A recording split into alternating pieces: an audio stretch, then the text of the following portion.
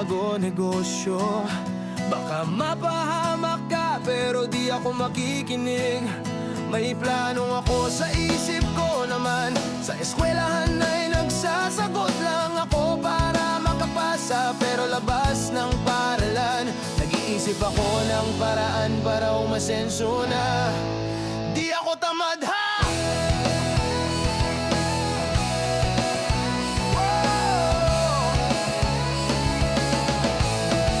Mangarap ka ng simple, sabi ng mga matatanda, pero di ako pumapayag. Gusto kong marating ang tuktok ng mundo.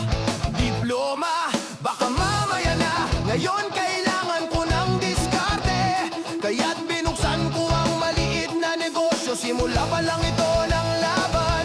Lumaban ako. Hindi na ako makakapigil pa. Hindi ako titigil hanggang sa maabot ko to. Ito na huling pagsubok na to. Huling pagsubok na to.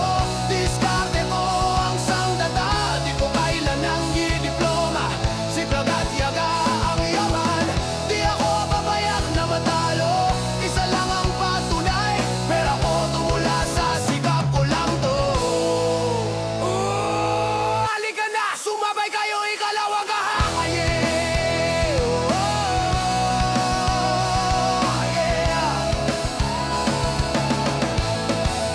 Nagsimula sa piso, ngayon milyon na ang kita ko.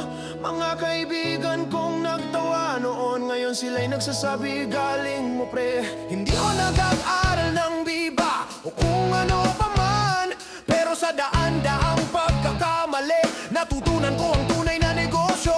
Yadigla, anak, hindi para sa nanay at tatay ko. Sinabi ko sa kanila, naniniwala ako sa sarili ko noon pa.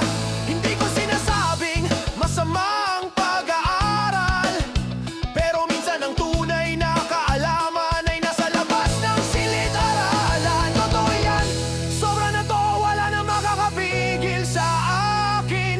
Ngayon na kita patutunayan sa lahat. Ito na ang wakas ng huling pagsubok na to. Huling pagsubok na to. Diskarte ko ang sandata. Di ko kailangan ng diploma. Sipag at tiyaga ang yaman. Di ako papayag na matalo. Isa lang ang patunay, pero ako tumula sa sikap ko lang to. Huling pagsubok, nanalo na ko. Nanalo na ko. Nanalo na ko. Huling pagsubok, nanalo na ko.